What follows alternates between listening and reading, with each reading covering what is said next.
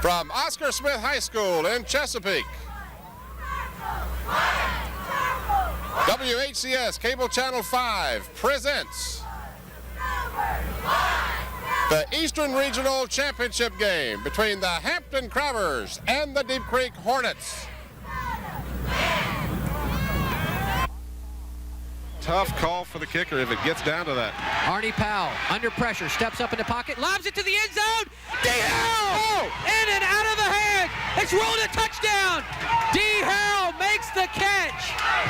I thought the ball may have fallen out of the hands of D. Harrell.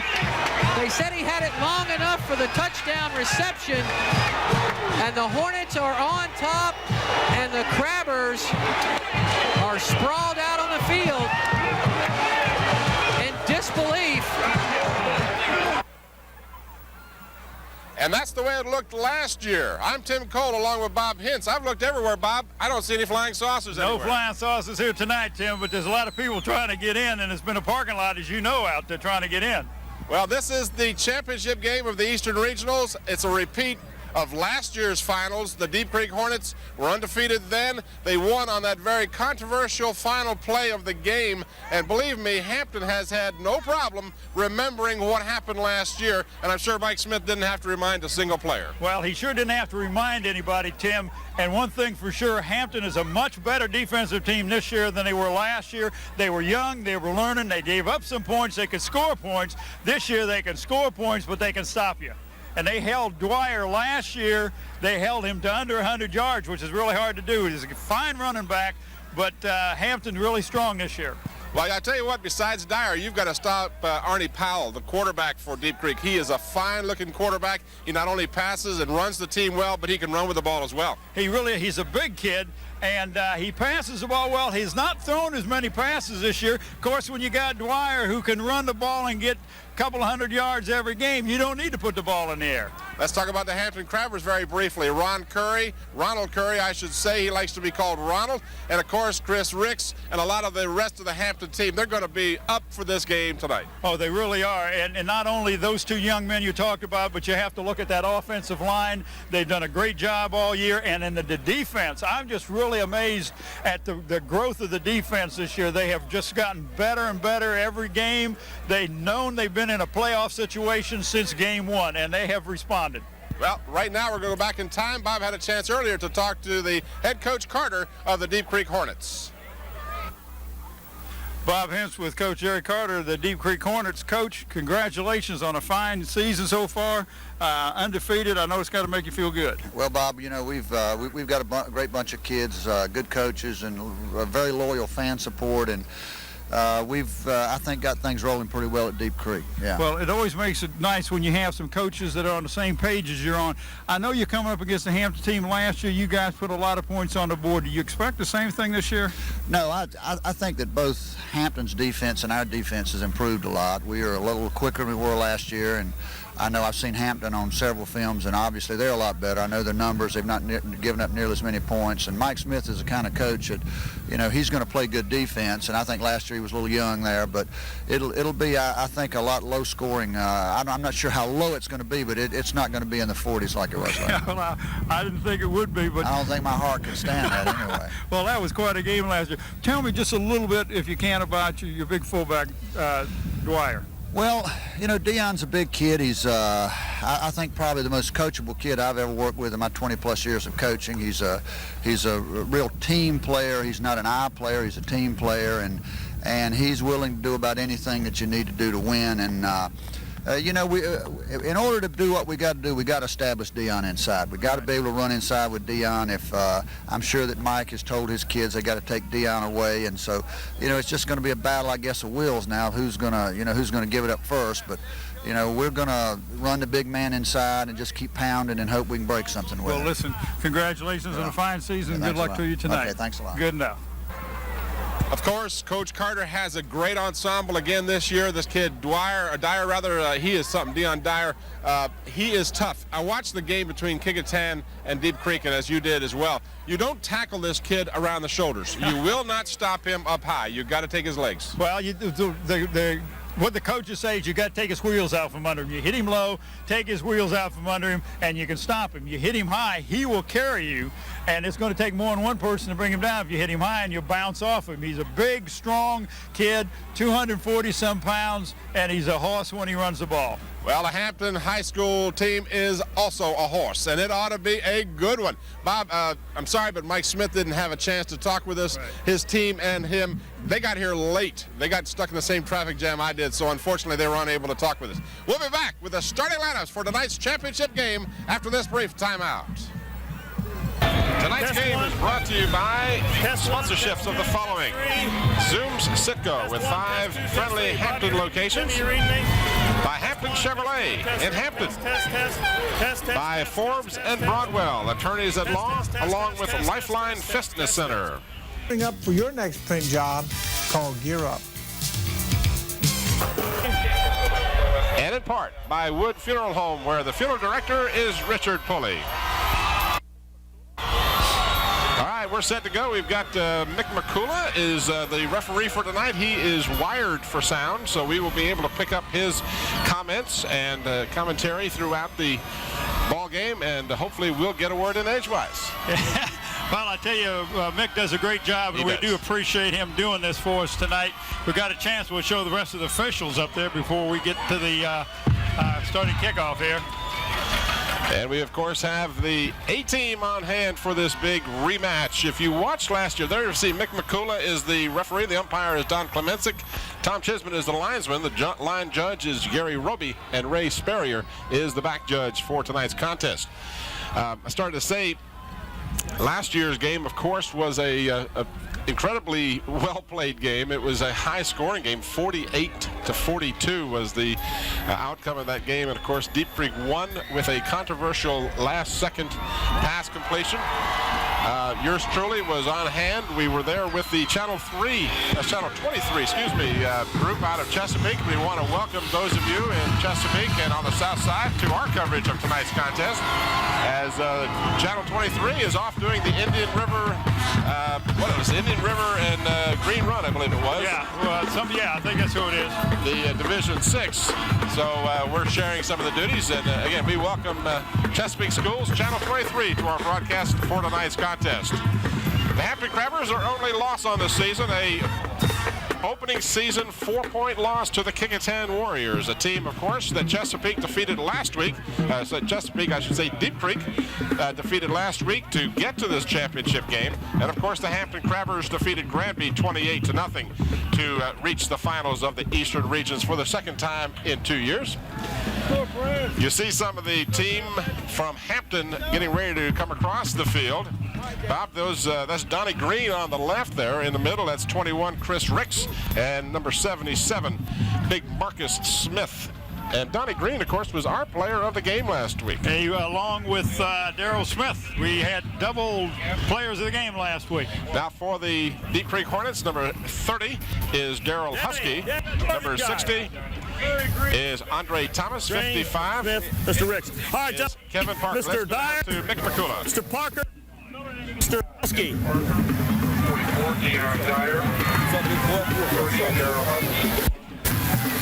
Gentlemen, we're looking for a good ball game. You need to be proud to representing your schools at this level. We wish you the best luck to proceed. 5 guys that want to work hard for you. Let us do our jobs. Mr. Roby, Mr. Sperrier, Mr. Chisholm, and Mr. Klemensick. Any questions of me? Thank you. Hampton, if you'll come down here, and Deep Creek, if you'll come right here. Hampton has won the toss and elected to receive. Hampton will receive. All right, gentlemen, we're ready to go. Give us a handshake. Let's have a good football game. All right, Tim, this is going to be a great game. We will pick a player of the game from the Hampton school tonight, and they will receive a shirt and a plaque. The plaque comes from Buckwalter Engraving, located at Kickingham Road. For all your engraving needs, contact Jim at 723-6067. Dave Buckwalter, owner. The shirt comes from Islander Hardware and Sporting Goods, located in Pocosin. They can meet all your sports needs with a full line of athletic goods, both team and individual equipment and uniforms, plus screen printing. Call Dave Chubb at 868-8467. John Roberts is owner. We are about set to get this one underway as the Hampton Crabbers will be receiving. Yes, sir. Appreciate it. Thank you. The Hampton Crabbers, of course, in the white uniforms with the red numerals and stripes. So much for that. Trying to get the fans in front of us to sit down, but we'll hopefully get you a picture. And if nothing else, we'll work off the monitor as best we can. Well, we can, and I'm going to stand up while I want to kick off anyway. Ball is teed up. Joe Verdi will be kicking off for Deep Creek. A perfect 11-0 season for the Hornets. Well, the ball blew off the tee, Tim. It is a little bit windy out there. The wind is blowing from our right to left, and it's pretty gusty. Yeah, it's a pretty good breeze. The team kicking off here, Deep Creek, will have a decided advantage with the wind in the face of the Hampton Crabbers. Well, one thing about high school football, Tim, if the ball is kicked into the end zone or caught into the end zone, you cannot run it off. It just bring it out to the 20. You cannot run it out, I'm sorry. They're having trouble getting that ball to stay on the tee. They may have to have one of the players hold the ball for the kickoff. We have Tanya Sykes as one of our camera ladies tonight, along with Nat Braxton up here in the stands, and of course Ron Baton on the sideline. All right, I think we've got the wind problem settled. Joe Verdi has the eye on the ball. And we are underway from Oscar Smith High School. This is taken at the 3-yard line.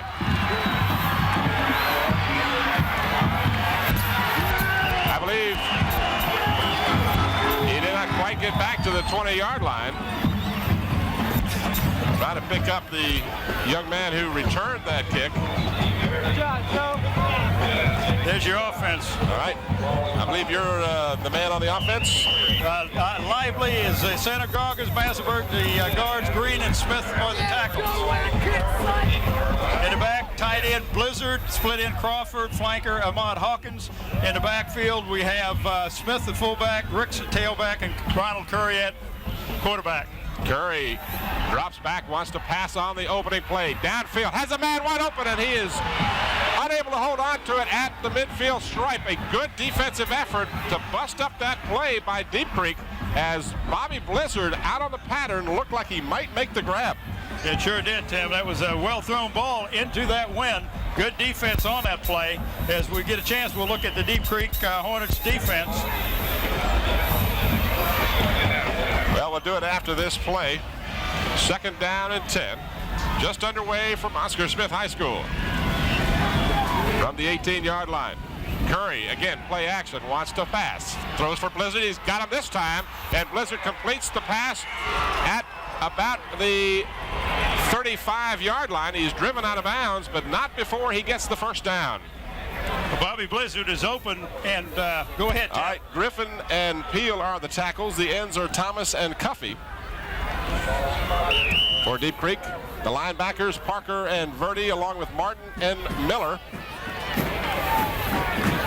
The corners are Mack and Frost and Husky. First down, the ball across the 35-yard line. If you see the Deep Creek Hornets, so we'll line up in a 4-4. Again, Curry keeps the ball. Again, wants to throw. He's got Christopher Ricks, and he can't quite check that Kenny Crawford, rather, and he can't come up with the ball. That would have been a tough catch if Kenny Crawford had been able to make the grab. Well, that wind held the ball up just a bit, I believe, Tim, because Crawford was out there. Had he been able to continue running, he could have run underneath the ball, but that wind is strong. Now, interestingly, the Crabbers, of course, are a very balanced attack. They do a good job of equally running and passing. Have come out, first 3 plays, have thrown the ball. Yeah, that's it's kind of setting the tone. Mike Smith is just going to go after him, and he knows he's got a great passing attack, but he also knows in that 4-4, they like to play a lot of zone, and you can open up that some holes in that zone. Again, Curry keeping, rolling, looking, now steps up, keeps the ball, and is driven out of bounds at about the 44-yard line. He'd be short of the first down, and they'll mark it at about the 43. The field here is a little difficult for us to pick up the yard markers. It's not marked very clearly. The field has had a lot of play. Of course, this is postseason play, so this field is only 2 years old, and to be quite honest, the grass just hasn't had a chance to really grab hold and turn as green as it can. And they to be honest, they don't market as well as they do over at Darling Stadium. Well, this is a nice field, Tim. This is a new facility over here, but it definitely is not in the class of Darling Stadium, where they have Ron Malloy working the field. Larry Malloy. I'm sorry, Larry Malloy, yeah. And now Curry will take a timeout as he got up to the line of scrimmage with third down and about 2. Timeout. Decided Hampton to look things over. Did not like the defense that he was looking at, and with that in mind, he went ahead and took the timeout.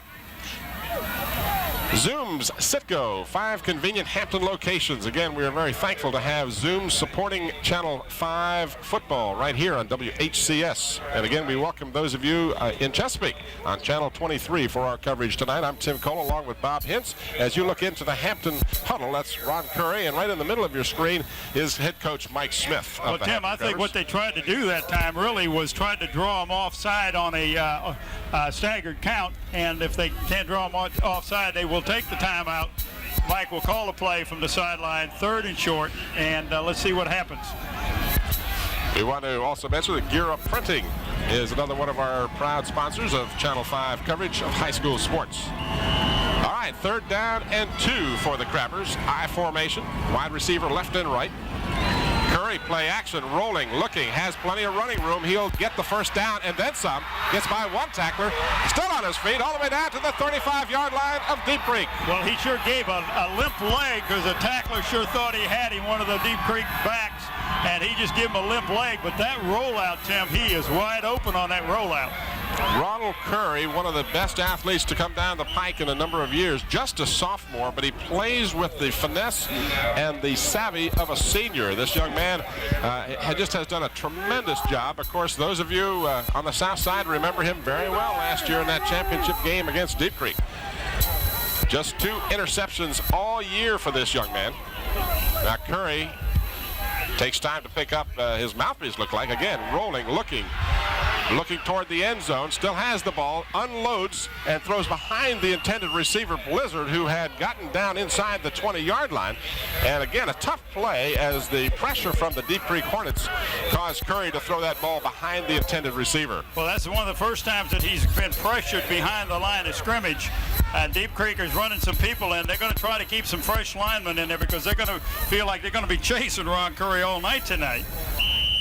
This will wear out a lineman in a hurry. You know, there's one of the most tiresome things for a defensive lineman is to chase the quarterback around, and Ronald Curry will do that to you. Well, and he'll frustrate you, too, if you can ever catch him.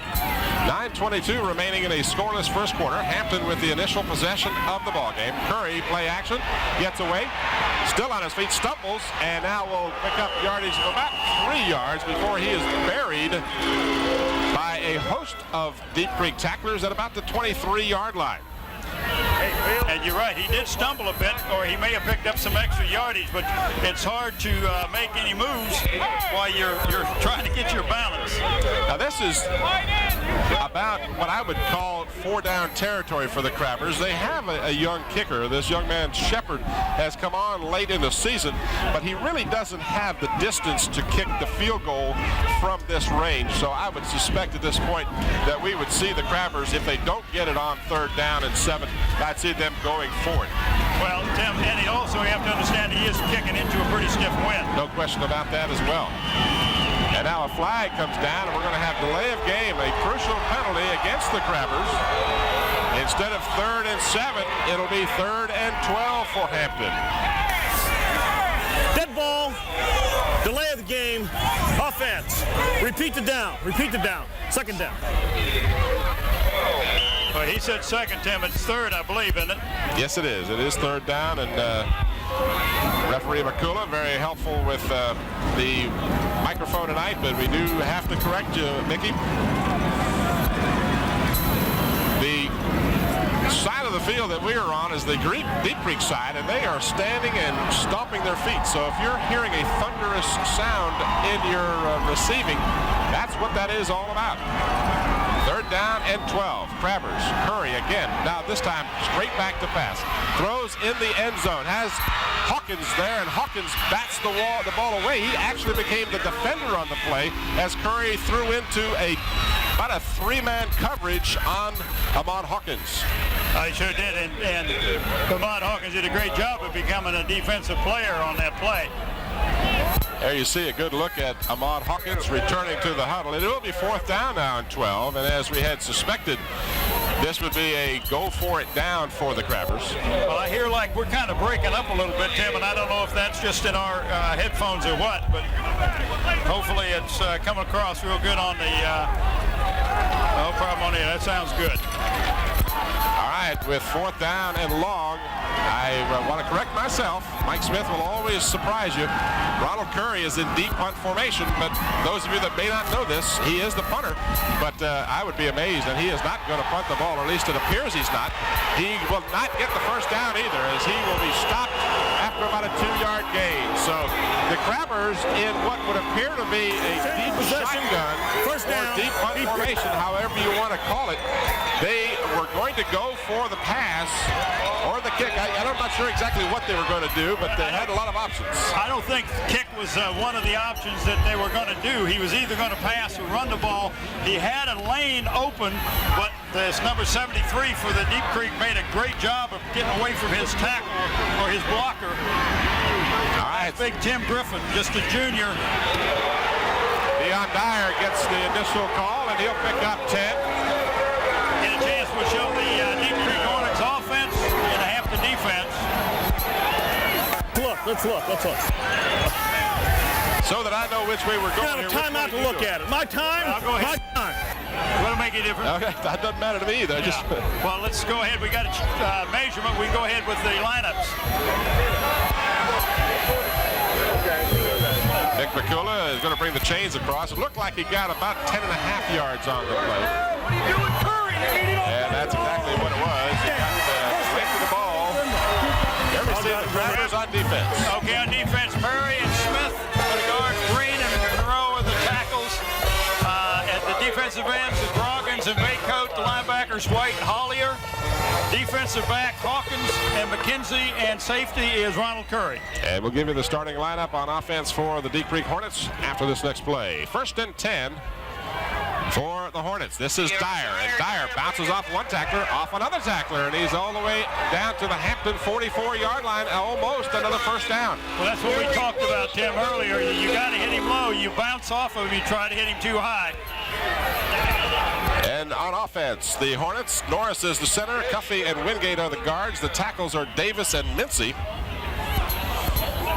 The ends are Perry and Raynor. And the backfield consists of Angelo Sykes and Mack, along with the fullback Dyer, and Artie Powell is the quarterback. And this one was a pickup of about 9, so it's 2nd and short for the Hornets. 6:53 remaining in the 1st quarter. No score. Hampton had the ball, drove the length of the field, and then had to give the ball up on downs. And now the Hornets have to call a timeout as there was some confusion. And they decided to, rather than waste a down, Artie Powell called the timeout for the Hornets. Well, if he had to call timeout, he had a good chance of getting a penalty for delay of game. Steve Forbes and Mark Broadwell are attorneys at law. They are located at 1 East Queensway in Hampton. Call 727-0017. Also, this 1st quarter of action is sponsored in part by Wood Funeral Home, where Richard Pulley is the funeral director. On staff are Brian Wood and John Ware. Halfway through the 1st quarter, no real surprises. It's been the Ronald Curry show on the Hampton side of the ball, and it's been the Dyer story for the Deep Creek Hornets. Well, that's who brought him to the dance. Dyer brought him to the dance, and they're going to go with him. That's what the coach said in that interview, Tim. He's going to go with him, and because he's the young man that got us here. Artie Powell, the tall quarterback, over center for the Hornets. 2nd down and about a yard. In the wing tee, Dyer gets the call, easily the first down. He is stacked up as he crosses the Hampton 40 to about the 39-yard line, and it'll be another first down for the Hornets. Well, they've got him listed, Tim, number 44, Dyer, as 240 pounds, 6 foot. That's a hoss to try to bring down one-on-one. You got to take his wheels out from under him. Take him on at the ankles and the legs, and he will fall. But that's the only way you'll get him down. You cannot shoulder tackle this young man because he will run right over you. Ball is marked at the Hampton 40. Dyer again gets the call, and again a flag down on this play, but again he has enough for the first down if the play holds up. Could be holding. And they are going almost exclusively to the left side. Offense. And that is the call. So the offensive holding will be the only thing so far in the first quarter to slow down Dion Dyer. He's like he's coming out of a cannon back there. He's just really firing out.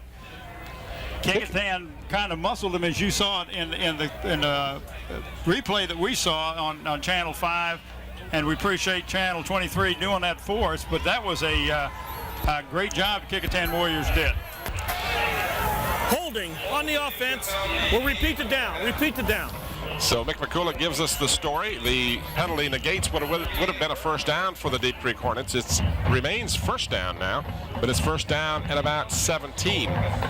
The spot foul being assessed, and the ball on the Deep Creek side of the Hampton 45-yard line. And a fumble in the backfield.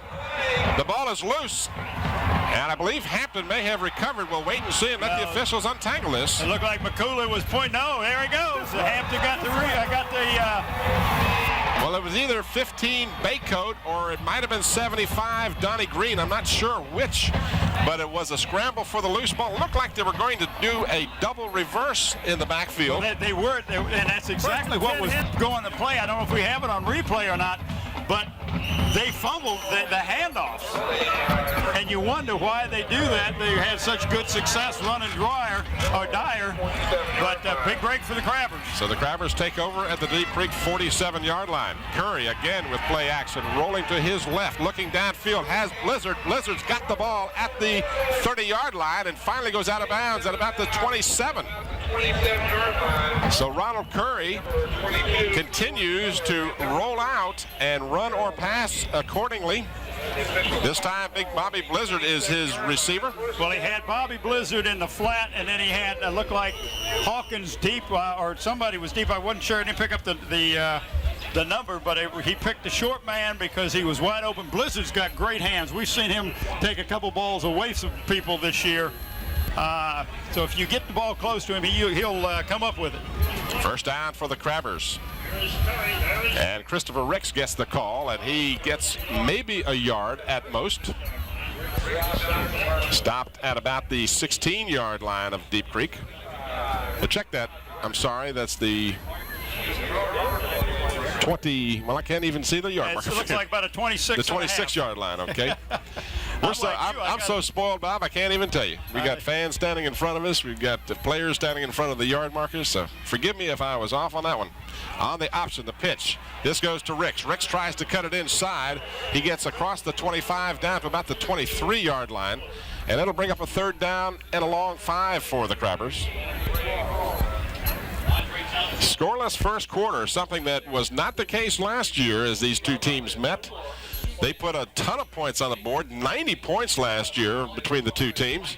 And so far, it's been scoreless through the first period. 4:49, the clock is moving. As I mentioned, the third down, let's call it 6 for the Crabbers. I formation, split receivers left and right. Curry over the middle, throws, and it's incomplete. It should have been caught as Aman Hawkins had it right at the first down marker, but couldn't hold on to it. It looked like, Tim, that he may have taken his eye off the ball, looking to make a cut as soon as he came down, and just glanced off his hands. Aman Hawkins, one of the more reliable receivers all year long for the Hampton Crabbers. Hawkins coming in the game, 19 catches for better than 480 yards, but unable to come up that ball, slightly thrown behind him. And now it brings up a 4th down and 6, and this is the second time that the Crabbers have been 4th and long in Deep Creek territory. Curry, play action, looking, has time, got Blizzard wide open in the end zone, but he can't come down with it. In and out of his hands, he had it in the end zone, but couldn't make the catch. Well, Blizzard had been running the short pattern. He went deep that time, was wide open in the end zone. So the Hornets hold again as the defense is able to stop the Crabbers. If you want to say the defense, that was really just a case of the ball not being caught. And, of course, we never want to get on these young men. These guys are trying as hard as they can. When they drop a pass like that, there's no one that feels worse about it than they do. Well, and Bobby, just a sophomore, Tim. Also, Tim, there's a young team out there in this Hampton Crabbers. And it's cold out there, too, folks. It's in the low 40s. All right, the Hornets will take over. The pitch this time goes to Terry Frost. Donnie Green was in on a tackle. Donnie had a great game last week, Tim. Really picked up the offense and the defense by his play. He plays both sides of the ball. I was looking at Deep Creek. They only have two guys that play both, that start both ways, and that's Terrence Mack and Nick Cuffey. Ball is spotted at the Deep Creek 27-yard line after the 3-yard gain. And now we have a stoppage of play by the officials. Equipment problem. That'll give me an opportunity to make mention of the fact that Hampton Chevrolet is one of our sponsors. And again, Hampton Chevrolet encourages those of you in the community to give the United Way, especially this time of the year for those that are less fortunate than us. Let's remember the needy during these holiday times. Hampton Chevrolet reminds you to please do what you can. 3:56 remaining in a scoreless first quarter. Hampton and Deep Creek for the Eastern Regional Group AAA Division 5 Championship. Man in motion. Inside handoff for Dyer, and Dyer struggles and gets out across the 30 to about the 32. It'll be very close to a first down. He needs to get almost to the 34, however. Well, they're going to take a look at it. I don't know if they're going to measure or not, but Deep Creek will line up in a T formation, and then they'll shift one of the backs to a wing, or sometimes both of the backs to wings, and run from a wing T or a double wing T. And they'll do a lot of reverse inside handoff sometime, but their basic bread and butter has been right up the gut with Big Dion. And that fine offensive line of Deep Creek making holes, and they'll try to do so again. It's 3rd and short. About a yard or a little less. Lead blocker for Dyer, and Dyer gets the first down as he goes easily across the 35 to about the 36-yard line. So it's been the running attack of the Hornets against the passing attack of the Hampton Crabbers. Those of you that are not familiar with Ronald Curry and his statistics on the season, and these, by the way, are provided to us courtesy of the Daily Press. Mr. Curry coming into the game, 59 completions in 114 attempts for about 450 yards. But the big question, a big positive, if you will, is the fact that he's only been intercepted twice in 11 games, and one of those came last week against Granby. First down for the Hornets. This is Frost. Frost, left end, and he is driven out of bounds as he crosses the 40 to about the 41-yard line. Looks like a pickup of about 5. The good blocking. It looks like they're running, for the most part, they're running to the left side of their offensive line. James Groggins in on the stop for the Hampton Crabbers, and truly, it's been almost exclusively, I think, one exception, the play has gone to the left, so they must feel like they can run against that defensive right-hand side of the Hampton Crabbers. Well, either that or they have a lot of confidence in the blockers on their left-hand side. Well, a combination of both, a combination of both, but there are some big guys on that left side of that line. Pick up a 5 on the last play, second down and 5. Looks like some premature motion, and we got flags down. I don't believe this play will even get off, as it looked like one of the offensive linemen moved prematurely. Dead ball, false start offense, 76. Okay, well, we don't call names, Mick, so we Well, won't. he didn't call a name. He just called a number. Well, we won't match a name with the number. No, we don't do that. In any event, it's a 5-yard mark off against. Dead ball, false start on the offense. Repeat the down, second down. So it moves the ball back to the 35.5, if you will, and they need to get to the 46, so it's a little more than 10 yards to go. Second down. No score here in the first quarter from Oscar Smith High School in Chesapeake. And our friend from the Peninsula, Coach Lyons, is one of the coaches over here. Dyer dragging would-be tacklers for a first down. Out to the 49-yard line. That was the first time they had a second and long, Tim, but it didn't make any difference when Dyer got outside. Last week, all Dyer did was score 2 touchdowns and go for 150 yards against the Kecoughtan Warriors, and the Warriors did a good job against him. So that tells you what kind of talent this young man has. Artie Powell over the center. Frost comes out. They set up in a double T, wing, and then put one man in motion. And that's Terrence Mack, who was the man in motion, and he just simply lost his footing as he got the handoff from Powell for about a 3-yard loss. Well, that's an inside handoff, Tim. He may have tripped over Powell's foot or something because he went down like he was tackled. This field, by the way, is in real good condition. The field is firm. There's no problem as far as the footing is concerned. There's been little or no rain here at all the last couple of days, so there's no problem with the footing, and there's no dew on the field either because of the stiff breezes that are keeping any possibility of that happening. Second down at about 12. Powell on the option. And he picks up a beautiful block. Powell has that running speed. He is tripped up, but not before getting to the Hampton 27-yard line. It looked like number 42 making the tackle. I believe that's Christopher Ricks. The 42 would be Darnell Hollier. I'm sorry, not Ricks, Hollier. Young man we talked about last week whose brother is playing in the NFL for the Miami Dolphins. A big first down. Artie Powell showing his running ability, and he is a fine-looking quarterback. This young man has done a great job of directing the Deep Creek Hornets. Well, he's just a junior, Tim, and he is 6'5", so he is a big kid. First down at the Hampton 27-yard line. Less than a minute to go here. This is Dyer. Dyer with one man to get around. He just number 11, Tim. Check that 11, rather. Dyer was the lead blocker. That's Terrence Mack, number 11.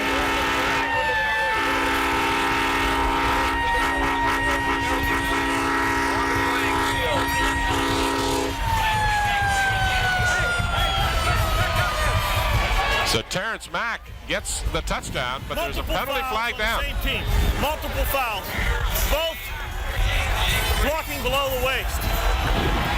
So the penalty will wipe out the touchdown. I was watching Dyer. I thought he had the ball.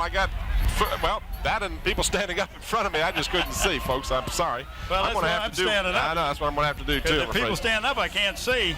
Need a little bit of air in here. I don't know about you, but I can stand a little bit of air. So the penalty negates the 27-yard run by Terrence Mack. So the Hornets will have one taken off the board.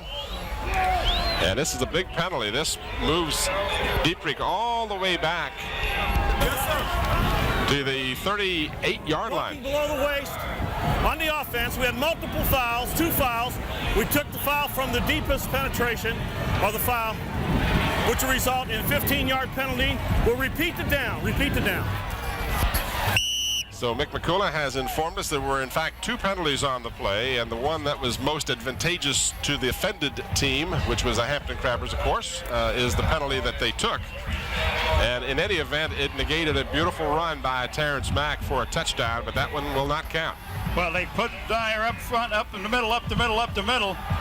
Powell straight back to pass, gets some pressure, and he gets away from 1 or 2 Hampton Crabbers. Donnie Green chased him down from behind. Also, if I can pick up the young man's number. 33. Yeah, that's 33. That's Derek White, who does a great job on defense for the Crabbers. So White in on the stop as well, as Artie Powell showed again his running ability as the quarterback. Ball is at the Hampton 33-yard line. It's second down. And I believe, well, the scoreboard clock is running down. We're inside of 20 seconds to go. Inside handoff, and that's busted up. That play did not get off the ground as Frost was creamed as he got to the line of scrimmage. George Massenberg was right there, Tim. Hit him, and he bounced right off of Tim. I'm sorry, right off of George.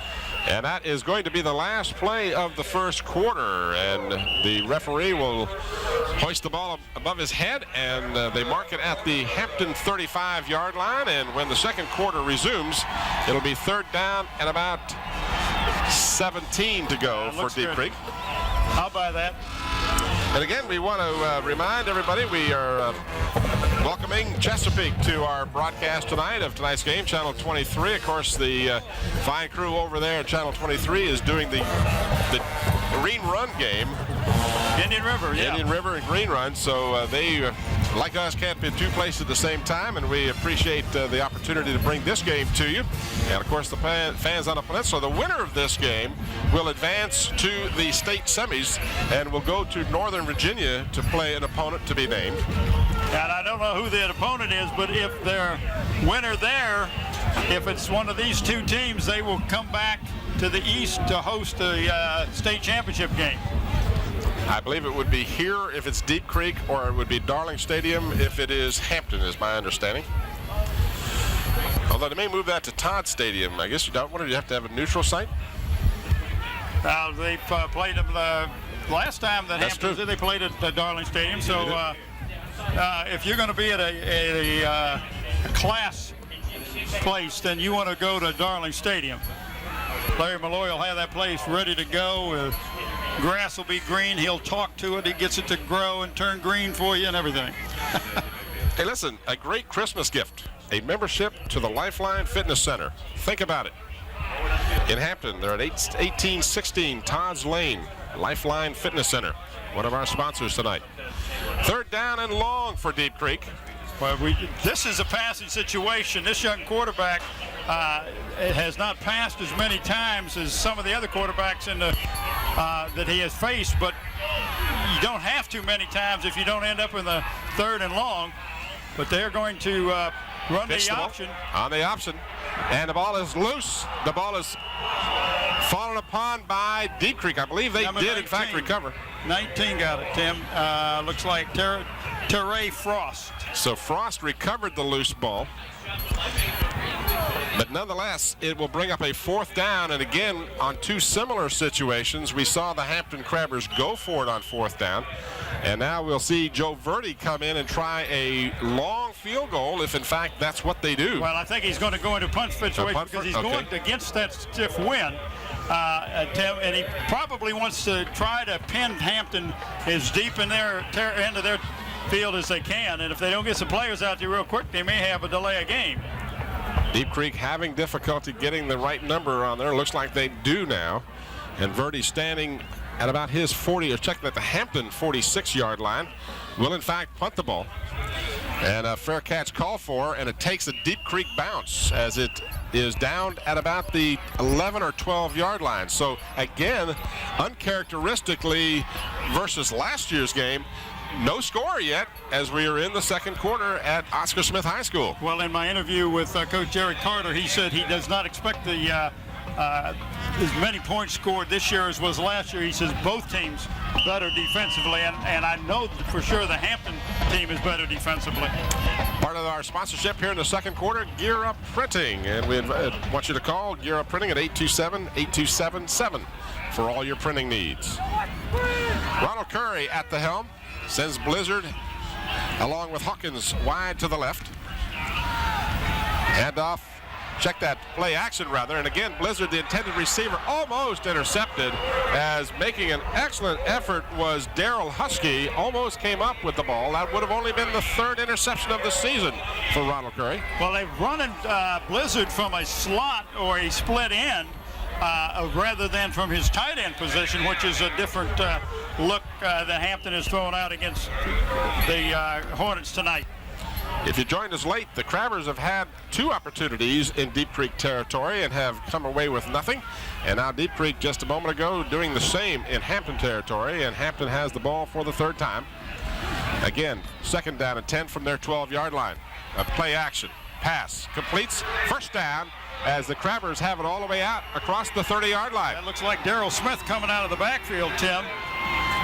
Well, we heard a comment last week, or at least I did, during the Kickintan game with Deep Creek, that the Hornets had not seen a team that could pass as well as Kickintan could. And that was the Channel 23 crew saying that. They hadn't seen Hampton, because quite honestly, Kickintan is not nearly as good a passing team as the Hampton Crabbers. Oh, no way. I think the only team that quarterback even comes close to throwing the ball as well as Curry, as young Mr. Vick up at Ferguson, is a good throwing quarterback. But well, don't forget Brian Hollowell over at Bethel High School as well. Well, that's a good point. Delayed handoff to Chris Ricks, and he gets nothing on the play. Ricks has been only had a couple of opportunities. He had 1,000 yards on the season, actually better than 1,000 yards. 1,050 to be exact, and 169 carries. Last week he was held pretty well in check by Granby, carrying the ball 15 times for less than 2 yards per carry. Well, yeah, but they give the ball to Mr. Smith, and he picked it up. That was a sprint draw that time, something that Hampton has had success with in the past. This Deep Creek team has done a good job of checking out the Hampton's offense. Curry holds on the ball, throws, and it is, well, let's see. Let's wait to see. A penalty flag has come down, or is that a penalty flag? No, that's a mouthpiece. And they say that Deep Creek has, in fact, intercepted the ball. Ronald Curry slow to get up, as he really took a shot as he released that ball. He held it as long as he could in an effort to get his intended receiver open. Well, Tim, we do want to get a chance. We do want to talk about the coaches. Head coach for the Hornets, Jerry Carter. Defensive coordinator, John Dukes, who used to be a head coach at Indian River. Tom Revels, Perez Gatling, Jeff Beard, Jamie Fraser, and David Cox. And I'll give you the entire coaching staff over at Hampton after this next play. But the Deep Creek Hornets have intercepted Ronald Curry, just his third INT of the season. And they get it at their 38-yard line. Inside handoff for Dyer. Dyer all the way out to the 45-yard line. He is just hard to bring down. Well, there were 9 Crabbers around him. Coaching staff, of course, Mike Smith, the head coach, Alvis Mann, Danny Mitchell, Lanny Franklin, Todd Summers, Ken Gilliam, Shannon Smith, Kevin Carter, Michael Carter, and Adolph Hawkins. And, of course, the athletic director is Diane Limerick. Here's a chance. By the way, we apologize for not having more replay for you, but we've had some difficulties. Curry, watch the shot that Curry takes just as he throws. And the ball was picked off. Should have been caught by the Crabbers. Looked like Kenny Crawford had a real good shot at it, but couldn't hold on to it. And Deep Creek comes up with the ball. And now on the running attack, they pick up the first down across the midfield stripe at Hampton 48-yard line. Well, that was their wing back in motion, handing the ball. That was number 19. That young man is Teray Frost. So Artie Powell mixing up the plays. I should say Artie Powell with the direction of Coach Carter, because he does apparently call the plays from the sideline. But in Hampton territory, second time the Hornets have been in Hampton territory. Out of the wing T formation.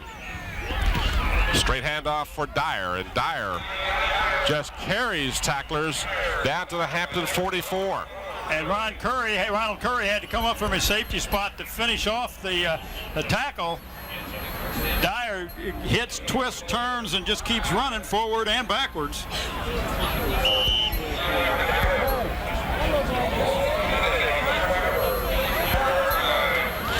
Dyer, of course, is a senior here at Deep Creek. Artie Powell will be back next year. But Dyer, I don't know what his academic standings are, but boy, the college coaches have got to be licking their lips if he's got the academics to go along with his talents on the football field. Man in motion is Frost. Inside handoff around the right side. Dyer, and Dyer just keeps on going all the way down to the Hampton 25-yard line. And that fires up this crowd on this side. That young man is hard to bring down. Mark Baycoat there, along with others for the Hampton Crabbers, number 7, McKenzie, and actually 2 or 3 other Crabbers as well. But Dyer just refusing to go down, and this is the kind of power running we have seen from Dion Dyer, not only this year but last year as well. Another first down for the Deep Creek Hornets at the Hampton 25-yard line. Scoreless here, almost halfway through the second quarter. 6:35, the clock moving. Again, Dyer gets the call, and Dyer picks up about 3. Initial stop for the Hampton Crabbers was made by Darrell Smith, who had a great game against Granby offensively. Darrell, of course, a two-way performer for the Crabbers, had 139 yards on 15 carries, and so far the Crabbers have not gone to him. It's almost as if they said, "Look, you guys saw what he could do last week. We're not going to tip our hand and go with him this week because you're going to be looking for it." Second down and about 7 after the 3-yard gain. This is Frost, and Frost will Great job by Hollier, Tim. will not get back to the line of scrimmage. He is stacked up at the 25-yard line.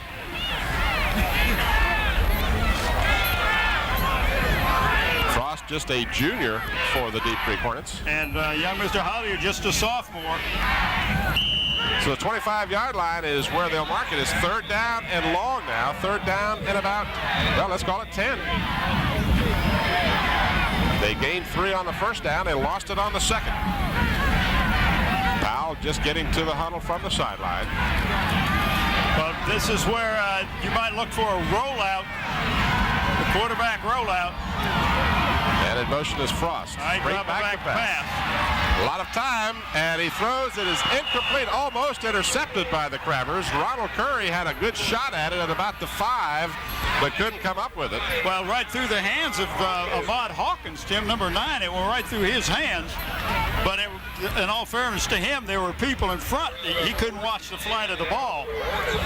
So again, it's fourth down, and again, we're in that 4-down territory at the Hampton 25. And again, we remind you, if you just joined us, the team with the ball, Deep Creek, is going against a pretty good breeze. So if you wonder why no field goal attempt, that's as good a reason as any.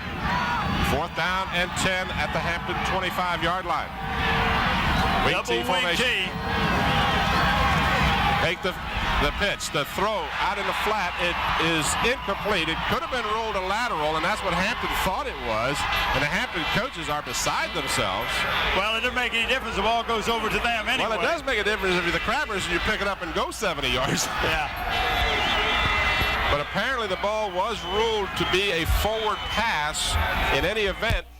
Well, I didn't see the lineman who put pressure on the quarterback that time, Tim, but great job of putting pressure on Artie Powell, and he really didn't get a good look to throw the ball to that wingman. That was almost like a wing screen out there, a wide receiver screen is what they looked like they tried to run, but not successful. So the defense for both teams has been huge here in the first half.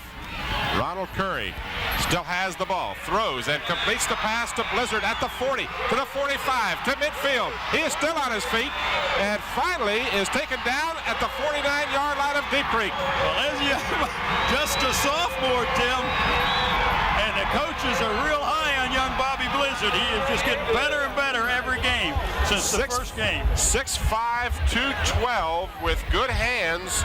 I bet he's bigger than 212 now. They had turkey days. Probably close to 300. That young man is just showing some tremendous hands, catching the ball, and then when you catch him, he looked a little bit like Dyer that time. He is just, you do not shoulder tackle this young man. He's just like Dyer in that sense. Of course, Dyer is much shorter. He's just got that low center of gravity. Dyer does. A good point. Bobby had to tie his shoe. They gave him a chance to tie his shoe. Ran right out of his shoe. So the clock is restarted. We're at 4:40 in a scoreless first half. That's the time remaining in the second quarter. Christopher Ricks gets the call. He is down to the Deep Creek 46-yard line. As I mentioned before, Christopher Ricks with better than 1,000 yards on the season for the Crabbers. Ricks is a senior. Blizzard, as you mentioned, the sophomore. Blizzard will be back next year for 2 more years along with Ronald Curry. Curry, of course, is a sophomore. And young Mr. Hollier is just a sophomore. Adam Lively, the center, is just a sophomore, just to name a few. 47-yard line, second down and about 8 for the Crabbers. And again, play action. Curry almost ran right into a tackler. Rolling, throwing, has Blizzard inside the 30s, out of bounds at the 26-yard line. That is one of the most difficult passes to throw when you're a right-handed quarterback rolling to your left. And this is the other pass to Bobby Blizzard. This is the one that he dragged the tacklers across midfield. We're going to go back and show you this one.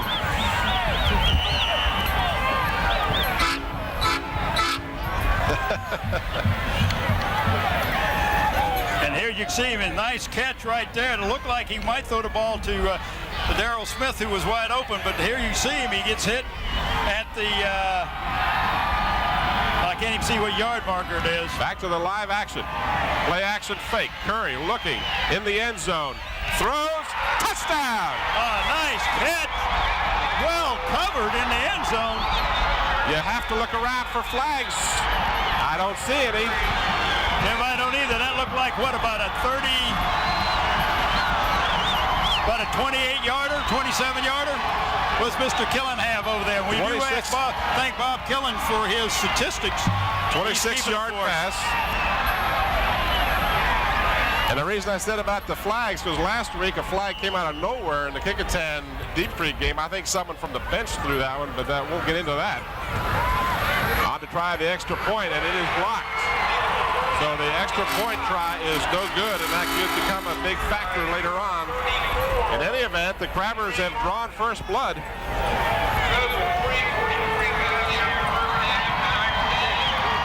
What a great pass by Ronald Curry. There was two men open. I saw Bobby Blizzard open short of the goal line, but he set that pass right in between two defensive players right into the back of the end zone on a nice catch by Kenny Crawford, number 12.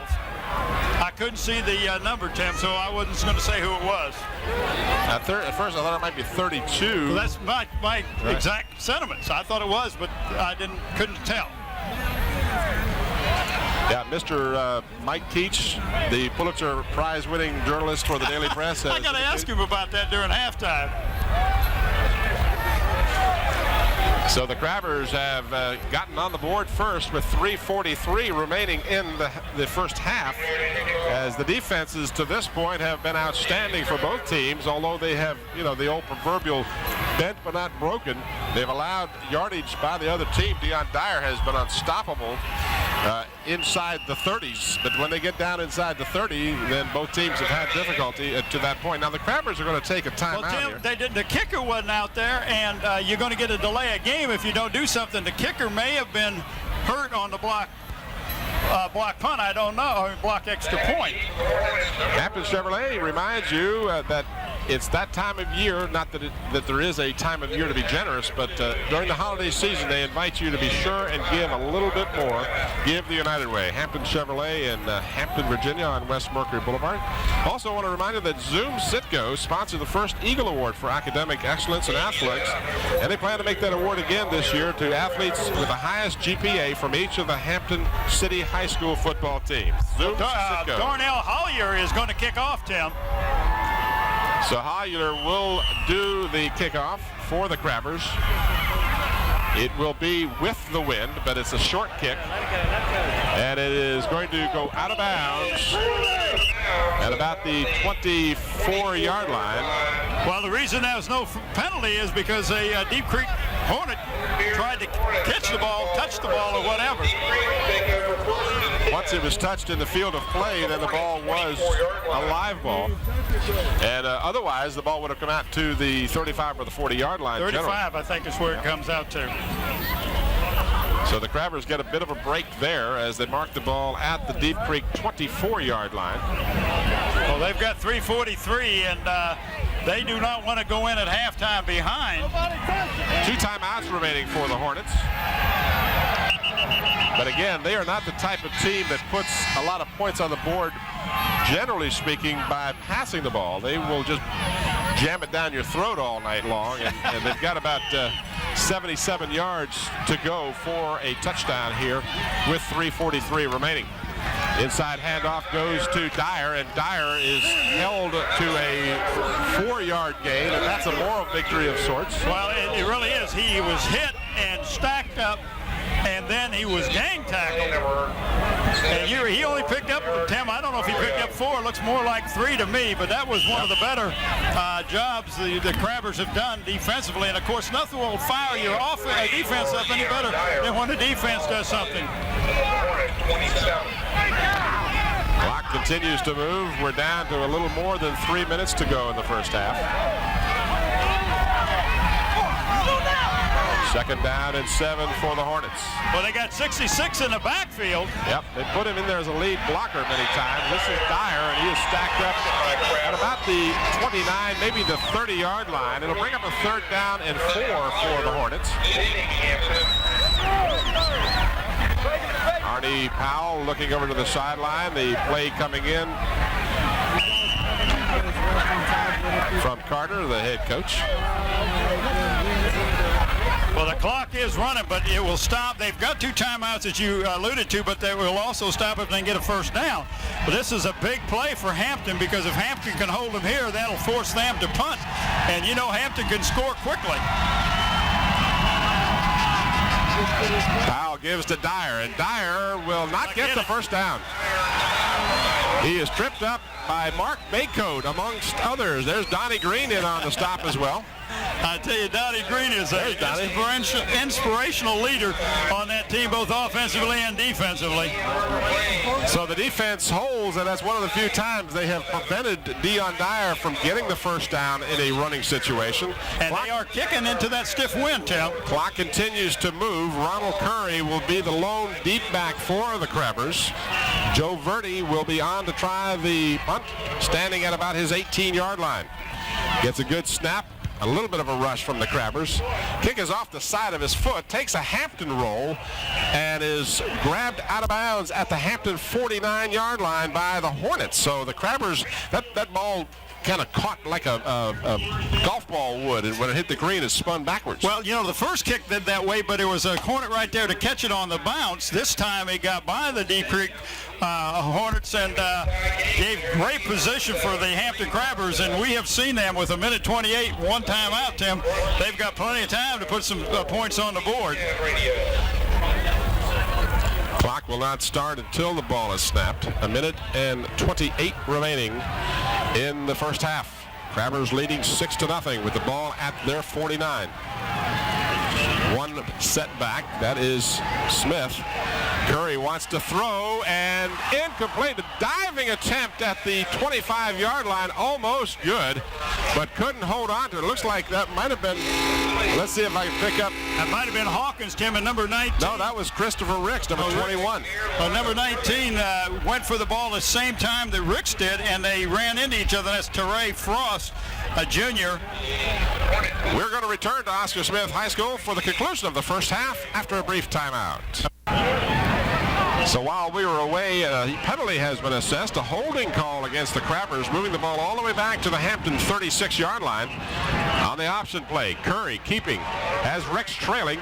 Curry stumbles and gets back to the original line of scrimmage, and then about 3 more yards on top of that. It looked like he was down, Tim, and he stumbled and still picked up about 5 or 6 more yards. But that holding penalty, the reason it was such a long, it was more than 10 yards because it happened in the backfield, and it's a spot foul, and now the clock is running with 55-54, and Hampton is, this is second down. The Crabbers are not hurrying very much, although they do get up to the line of scrimmage relatively quickly. 42 seconds, clock moving.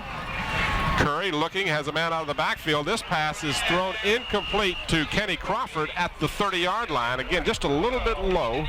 And on that previous play, Christopher Ricks was shaken up. When he dove for the ball, he landed on the ball. And so many times what will happen is your wind gets knocked out of you.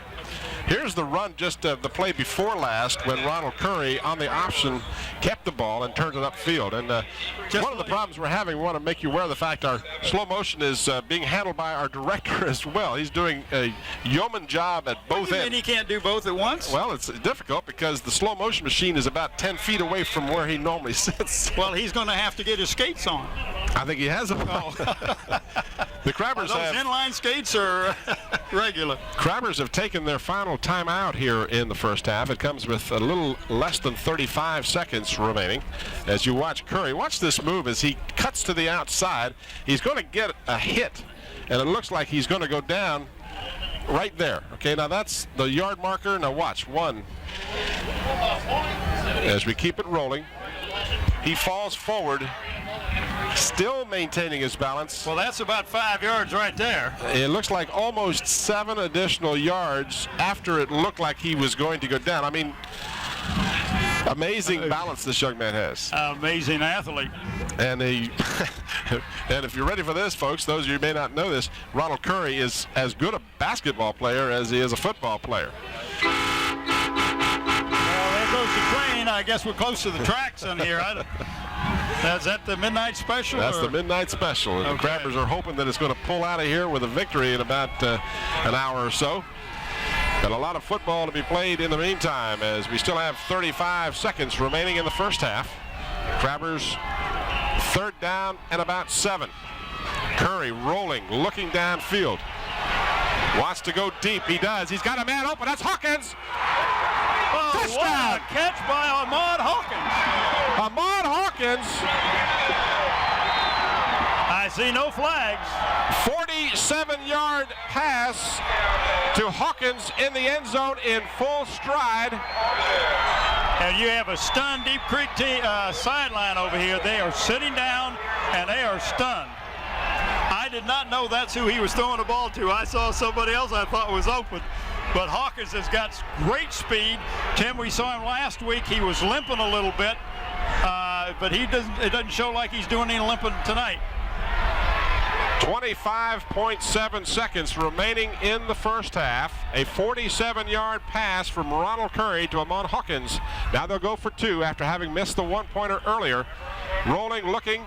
Now Curry will reverse his field, picks up a block, and he is down, will not get the extra point, as he was nailed in the 2-point attempt. But nonetheless, the Crabbers have taken a 12-0 lead. The second one, a 47-yard pass with 25.7 seconds remaining for the touchdown. That ball was thrown from 50 yards to the back of the end zone. To the back of the end zone, on the money. And online, I mean, that thing had a lot of zip on it. We'll get a chance to see it again. Here's the replay. And we'll watch it. We'll have plenty of time to watch it. Yeah, well. We got plenty of time. They're not even lined up to kick yet.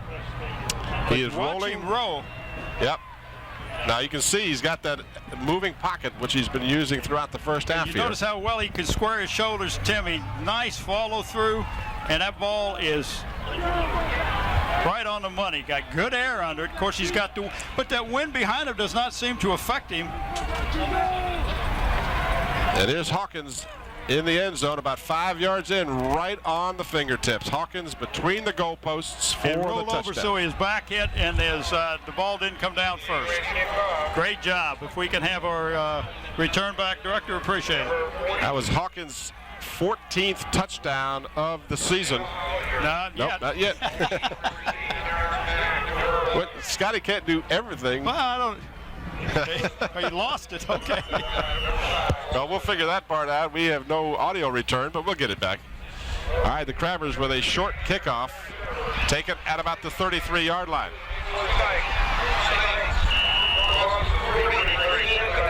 So the return by Sykes, Angelo Sykes, the senior, out to the Deep Creek 42-yard line, where they'll set up with just 19.5 seconds remaining. The clock will start as soon as the ball is set.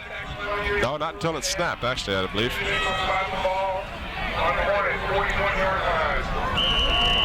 All right, now it'll go. Yeah, we're running.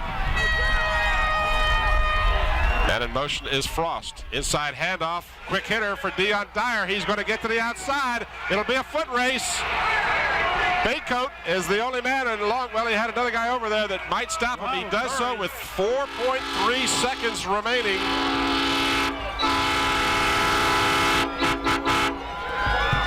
Dyer has that kind of explosiveness. You just don't know. Well, Tim, I'm impressed with the move he put on the back. Oh, that yeah. was getting ready to tackle him. He did a great move.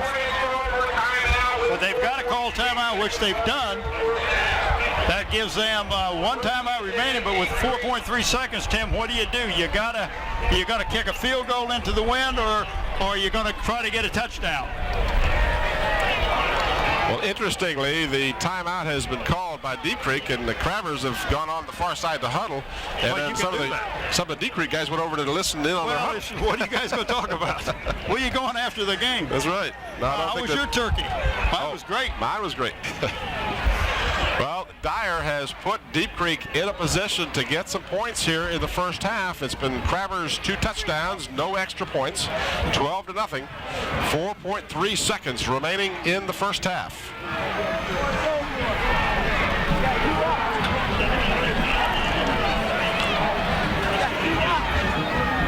If the Deep Creek Hornets could get a score, this would really help get that momentum back into their favor. Well, they're not going to go for the field goal. I would have to think they're going to run if they don't run the draw play to Dyer, they've got to put the ball in the air. Powell can throw and he can run. He is going to run it. And he falls down at the 7-yard line with no time on the clock. There's a penalty flag. It's against Deep Creek, so that defense, that will end the first half. That's the end of the first half.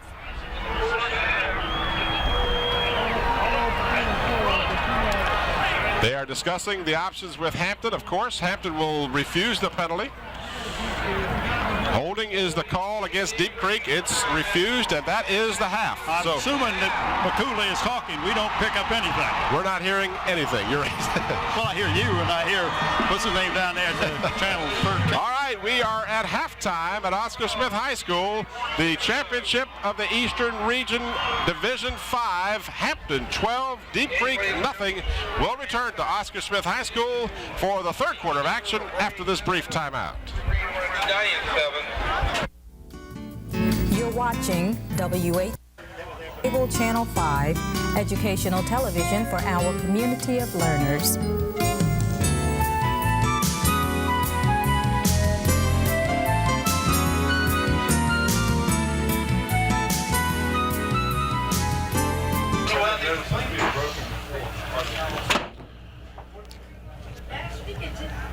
Anytime, Scotty, my boy. You see Ronald Curry rolling out, looking in the end zone. This is the touchdown just before the end of the first half. That is on the Hampton side of the 50-yard line. That ball 50 yards on the money, right in the hands of Aman Hawkins for the second touchdown to make the score 12-0 at halftime. Of course, the earlier touchdown we're still disputing up here as to who caught the ball. I said Kenny Crawford caught it, but I believe it's possible that Darrell Smith, number 32 rather than 12, was the young man that pulled it down, and hopefully we'll decide that question before we get through out of here tonight. In any event, here are the halftime statistics. The Hampton Crabbers leading 12-0 on the 2 touchdown passes from Ronald Curry. First downs are even between the two squads. Passing yards, all Hampton, 184. No passing yards. 2 pass attempts by Artie Powell. Incomplete on both. Ronald Curry was 7 out of 16. He was intercepted 1 time. The rushing, 50 yards on 9 carries for the Crabbers, 27 carries for 181 yards for the ground-oriented Deep Creek Hornets. The penalties pretty even, 2 for 15 against Hampton, 3 for 25 against the Hornets. Hampton has not fumbled the ball. Deep Creek has turned it over 1 time. So each team with 1 turnover in the first half. But here's a phenomenal statistic, and if you've been watching the first half, you can stop and reflect on this, and then you'll say, yeah, that's right. Curry has accounted for 227 of the offensive yards for the Crabbers. I would say he's done a yeoman's job that first half. 45 of the 50 rushing yards and 184 yards in the air for Mr. Ronald Curry, the sophomore phenomenon from Hampton High School. But I tell you, that pass that he threw just before the end of the half and the catch by young Mr. Aman Hawkins, that was great. He laid himself out, caught the ball, and when he came down, rolled over in the air, so he came down on his back, so there was no chance for him to fumble that ball.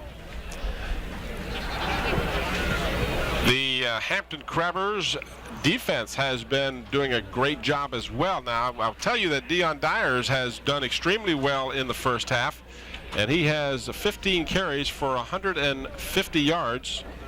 138 yards, excuse me. So Dyer has made his presence very much known in this game, but it's been the running attack of Deep Creek and the passing attack of the Crabbers, and so far the Crabbers are winning that battle.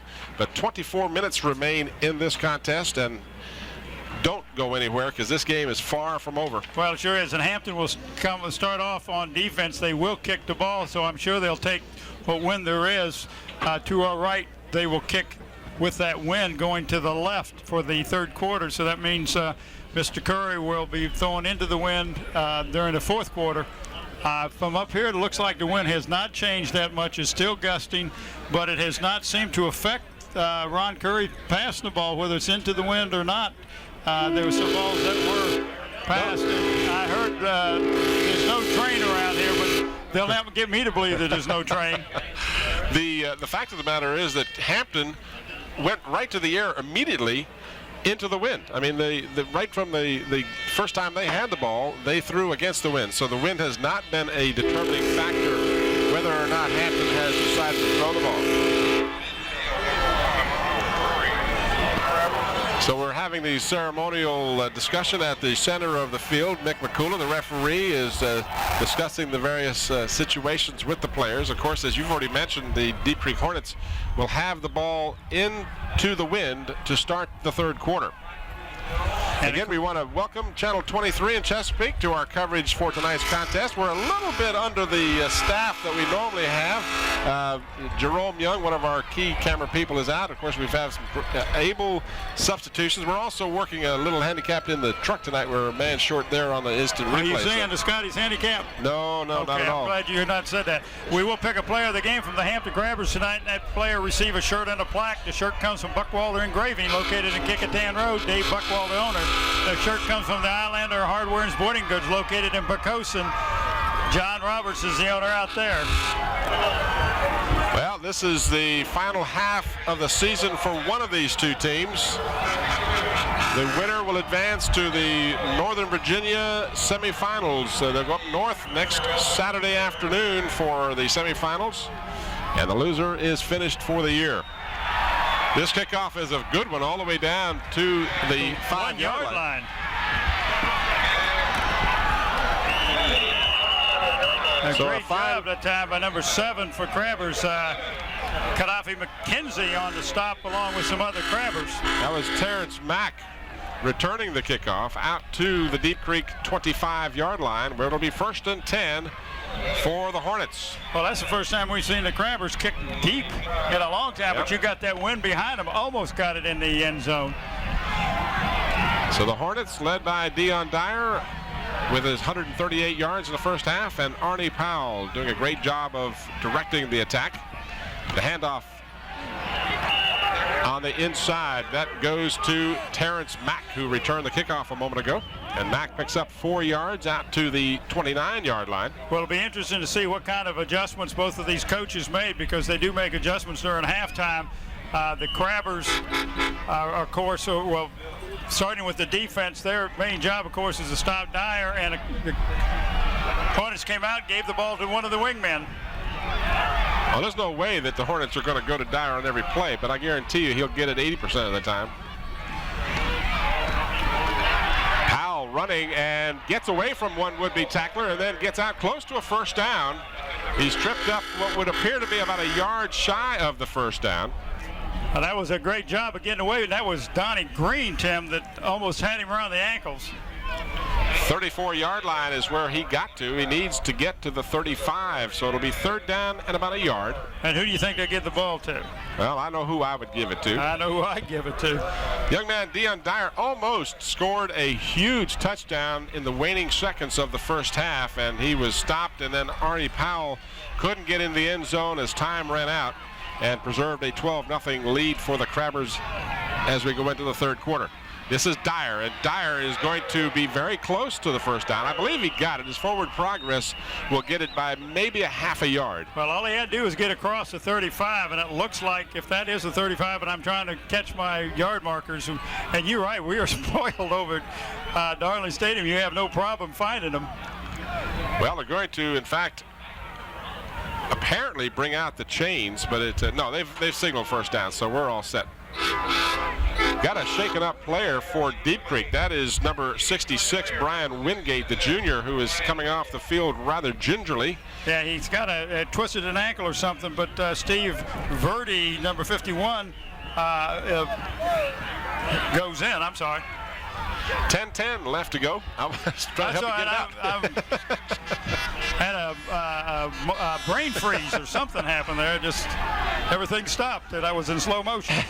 And Scotty didn't have it running. Speaking of freeze, it's cold, but this press box here at Oscar Smith High School, great job the folks have done here at this very fine facility. We appreciate all of the assistance that our crew has been given in bringing you this contest. Dyer just bulls his way out to the 44, 45-yard line, almost 10 yards. You got to take his feet out from under him. He just keeps running and running. This again will be close to a first down. I believe he is going to be short of the first. Looks like they need to get to about the 46, and they got him to about the 45-yard line. They look it over, and now they will not measure. No, he's got to get on the other side of the 45. But McCullough was having trouble seeing the ball. All the players are staying see the chain. I mean, the players are in his way. Second down and short for the Hornets. The big job here for the Patriots. I mean the Hornets, Tim. They've got to put some points on the board, and you got to almost do it at the beginning of the second half. Dyer gets what would appear to be another first down for the Hornets. Very important drive for them. McCullough indicates a first down for Deep Creek. 9:43 remaining in the third quarter. Hampton leading 12-0. If you joined us late, I'm Tim Cole along with Bob Hintz, the Hampton Crabbers, with two long touchdown passes, one of 27 and the other of 47-yarder from Ronald Curry in the first half. Both extra point tries were no good. Powell trying to turn the corner. He is chased and is finally spun out of bounds at midfield. And again, Powell, an excellent runner with the ball. And he's got a lot of speed. Some of the Crabbers are trying to catch him from behind and are not taking a appropriate angle. And he is got some speed. For 6'5", he's a good-sized young man. Looks like he picked up, maybe 4? And the Hornets now have continued to go with no huddle. They are going up to the line without a huddle, trying to wear down that Hampton defense. Looks like some premature motion, almost picked off. Looked like Darryl White. Number 32. Darryl Smith, rather. Darryl Smith, number 32 for the Crabbers, almost got a hand on that ball. Well, Tim, I thought the wingman went in motion towards the line of scrimmage, and I think that's what you picked up. That's what I was noticing. It appeared that he started in motion towards the line of scrimmage before the ball was snapped, but there was no penalty flag. This is a big play for the Hornets. Third down at about 6.5, almost 7 for the Hornets, right at midfield. Man in motion is Mack. Powell goes back, wants to pass, and he is going to be sacked. A flag down in the area which you might see a holding call, but a flag is down. We'll wait and let the officials call it. Donnie Green and number 60 Groggins combined to make that stop, and if illegal, you're going to take the down, make them punt it. It was an illegal block, was in fact the call. Blocking below the waist is the penalty. I don't know, Tim, because look where the flag is. It's a spot foul. You may think about taking that. Well, you'd back them up considerably from that spot. As you said, the foul occurred about 3 yards behind the line of scrimmage. It looks like the Hampton coaches on the far side are waving off the penalty, and I agree with that call. I think you don't give them another chance because the spot of the ball is they're going. That's a good. Yeah, see, good he call. was sacked, so they had a loss on the play anyway. So why not? It's now 4th down and 12, almost 13. So why not make them punt the ball? You don't want to give them another chance because Dyer will break 48 yards on you and you're looking at a 1st and goal. So, I mean, I don't want to be intimidated by him, but this young man impresses me. Donnie Green is playing a smart ball game. He started to go outside, saw the young man break inside. Ball is going to be downed at the Hampton 37-yard line, so a relatively short kick for Deep Creek. And again, into that wind, so that was a big factor in the distance. So the Crabbers now will get the ball for the first time in the second half, and they'll have the wind at their back. Ronald Curry, 6 of 17 in the first half, 1 INT, just his 3rd of the season, but his 2nd in 2 games. So he's having a bit of a negative streak in that sense. But he had 7 completions, and he had about 3 or 4 drop passes in the first half. One of those was a touchdown that Blizzard could have gotten. This is Smith. Daryl Smith all the way down to the 42-yard line. Had not run that play all night, Tim. I had not seen that play all night. Have you? No, that's the quick hitter, and that's what ate up Granby last week. Daryl Smith with better than 150 yards against Granby, and that's really only about the 3rd time tonight he's gotten the call. Well, he made good use of it.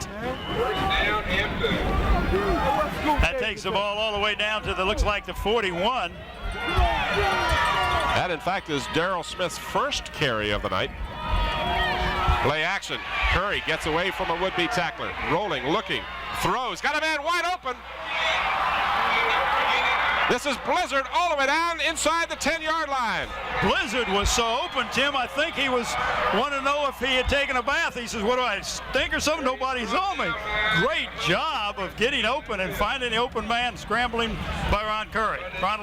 The line of scrimmage was the 40. They set it up at the 6-yard line. A 34-yard completion from Ronald Curry to Bobby Blizzard. This is the previous play. This will be the quick hitter that Smith just broke right through the line of scrimmage. Just a great job. Outruns a couple of would-be tacklers. Back to the live action.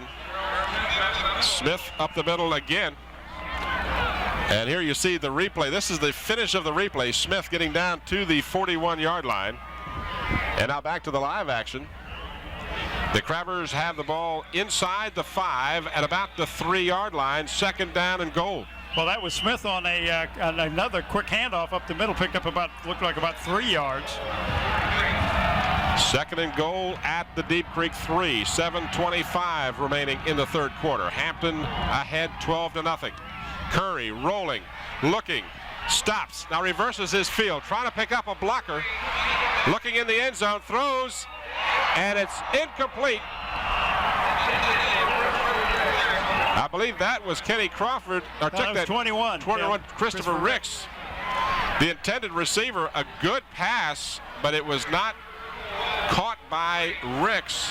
And it stops the clock with 7:12 to go, and it's 3rd and goal at the 3. But don't you know that there's some frustrated defensive linemen out there, Tim? They knew they had Ronald Curry for a sack that time. And the Hampton's going to call a timeout, Tim. They want to make sure of this next play. They want to have to rush it. Who do we got helping us sponsor tonight's game? Well, we want to recognize some of our sponsors. Zoom's Sitco with 5 convenient locations. They award the Eagle Award to the Hampton athletes for their academic achievements, and we always encourage our sponsors to do that. Your printing needs can be taken care of by Gear Up Printing. It's Christmas time around the corner. If you need some of those special invitations or whatever it might be, give Gear Up Printing a call. And also Hampton Chevrolet, locally owned business, and they are anxious for you to remember, give the United Way. Hampton Chevrolet at 1073 West Mercury Boulevard. And while we're at it, well, we got Forbes and Broadwell, attorney at laws, for all your needs in the legal sense. Call Steve Forbes or Mark Broadwell. What about these guys? Are they 3rd quarter? No, we do them 4th quarter. Oh, okay. All right, the Crabbers now looking at a crucial 3rd and goal. Well, that coach that we saw going out there, Tim, was the defensive coordinator, John Dukes. He's coming running off the field right at the bottom of your screen. He was the head coach at Indian River at one time, they tell me. Hawkins wide to the left. Crawford to the right. Curry rolling and looking, throws back across in the end zone, hits the goalpost, incomplete. As Curry is still on his back, I believe he's all right. He's just a little slow to get up. Is there a flag on the play? I don't see any flags, so okay. I think that's not a problem on the play. It will be 4th down and goal now, and if you're Hampton, who's had some difficulty with the kicking game, this is almost a sure field goal attempt. But now there is a penalty. There is a penalty flag. I thought there Okay. was. I never saw the flag, but I heard it must be holding. So now it's still 3rd down, Tim. Okay. So Mick McCullough's microphone is no longer functional, or at least we can't hear it. But it is a 3rd down again. It's 3rd and goal, but this time now the ball all the way out to the 17-yard line after the holding call.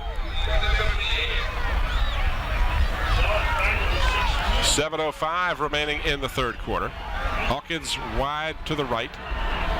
Kenny Crawford to the near side. Ronald Curry straight back. Steps up in the pocket, looking in the end zone. Throws, and is picked off at the goal line. And the Deep Creek Hornets will take over on the interception, the 2nd of the night for Ronald Curry. And Adam Lively, number 55, the sophomore center, is the one that made the stop. Takes it out to about the 15-yard line.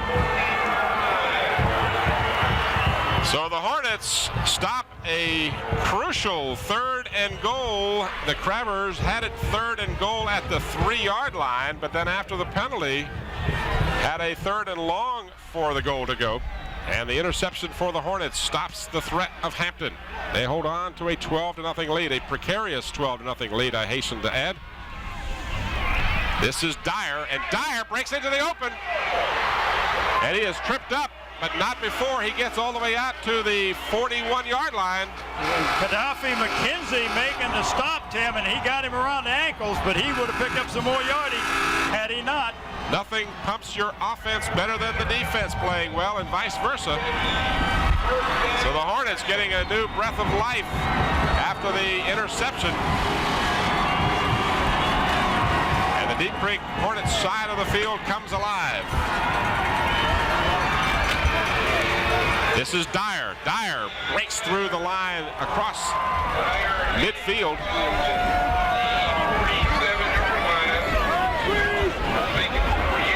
Check that he is not at midfield, but rather at the Deep Creek 47-yard line, a gain of about 8 on the play.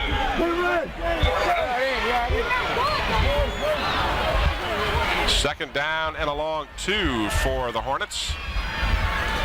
Dion Dyer has been a one-man wrecking crew for Deep Creek tonight. But the difference to this point is the fact that the Crabbers have been able to keep him out of the end zone. This is Dyer again, and Dyer breaks into the open. This young man runs like he's 140 pounds instead of close to 240. He just rolls over you. Tim, one thing about the Hornets tonight is they have been moving the ball well inside the between the 20s, but once they get down to the 20s, the Hampton defense seems to stiffen up a little bit. They're bending, but they're not breaking. Well, they need to stiffen up quite a bit now as they are down to the Hampton 40-yard line, and Dyer is just chewing them up, and he carries again for fumble that about time. 5, a loose ball, and I believe Deep Creek has covered it. As big number 76 came up with the ball that time for the Hornets, Tim, that's George Mincy. He's a 252 senior. That's the 3rd fumble, but only 1 lost fumble on the evening for the Hornets. They've fumbled it 3 times, but only given it to Hampton on 1 occasion. Clock continues to move, 4:44 in the 3rd period. Deep Creek driving against the Crabbers after the interception at the Hampton 38-yard line. Second down and about 7. Inside handoff. They reverse, and stacked up after a short gain, Terrence Mack gets down to the Hampton 35-yard line. It'll bring up a 3rd down now. 3rd down and about 5 for the Hornets. You almost feel that they could give it to Dyer and he'd get the yardage every time, but the young man needs a breather every now and then, and you got to keep the defense honest. So his supporting cast gets the call occasionally, but Dyer is the big guy. Third down, about 5, and if there is a big play in the third quarter, this would be one of them. Crabbers can ill afford to give up a touchdown here and let Deep Creek get back in this. Powell rolling, looking, has some running room, and he'll get the first down and then some, right down the sideline. And did he get in? Yes, touchdown. He did get a job. I thought he may get out of bounds, but he did a great job of tightroping down that left sideline.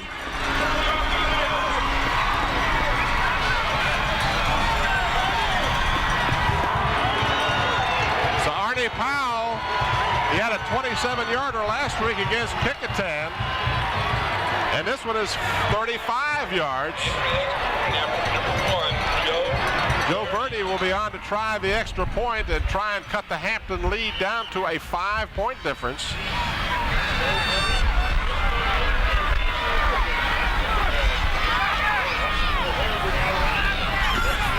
The kick is up, and the kick is long enough, and it is good. So the Crabbers, after threatening to take a 3-touchdown lead, have seen the interception lead to a touchdown.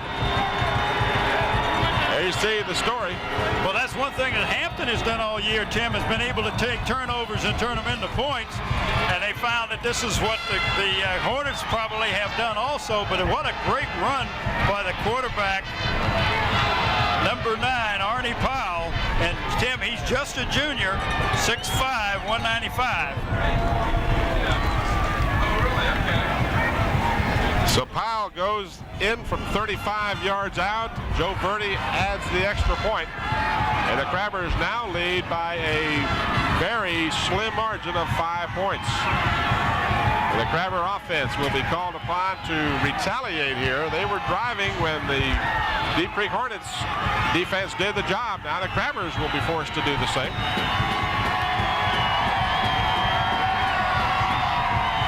Joe Verdi will tee it up and kick it off. Take it at the 3, it took at the 8-yard line. This is Chris Ricks. Ricks trying to get to the outside, is tripped up at about the 32-yard line. Nice run back for Chris Ricks, Tim. He is a sprinter, and he showed some of that sprinter speed there when he got that ball. Here is the touchdown run by Powell, as you'll see him rolling out. I believe this was a run all the way. He really never looked up to see if he could pass. Right at this point, he's across the line of scrimmage. And again, we apologize. The fans stand in front of us here, and then Powell just tight-roped it down the sideline. Great job of kind of putting it in second gear.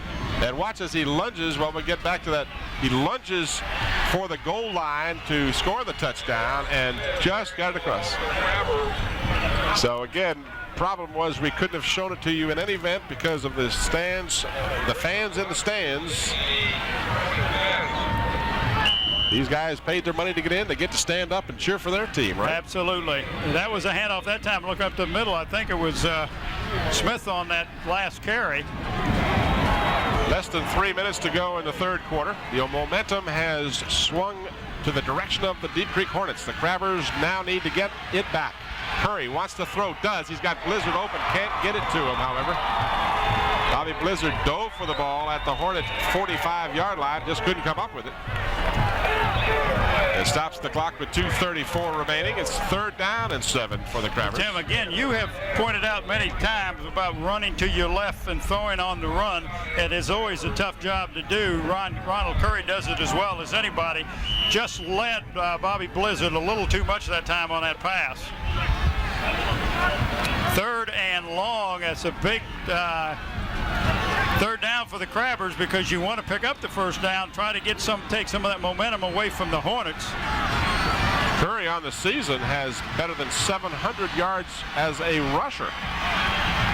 Throws, got a man wide open. First down, Crawford.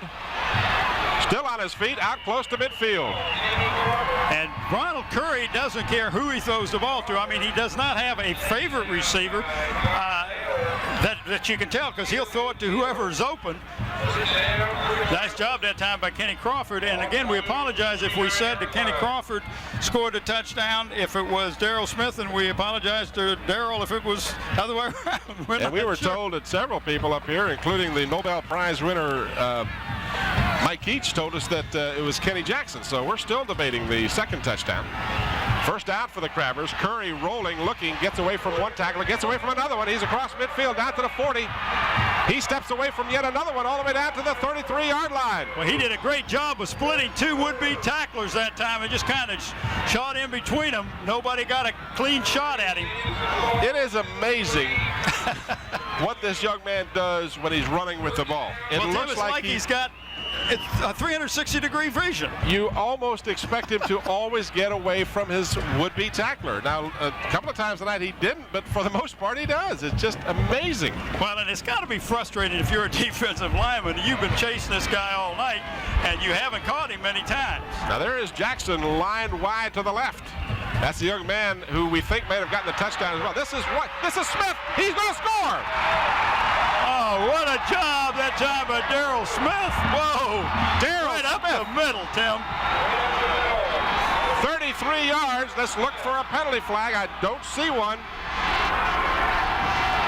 Just when you think you got the Hampton back on their heels, a 3rd and long, they pick up the first down. They pick up another long pass, and then a beautiful run by Daryl Smith. The Crabbers probably will go for the 2 yet again. Daryl Smith from 33 yards out, right up the middle with that quick hitter again. And the Crabbers will try for 2, leading 18-7.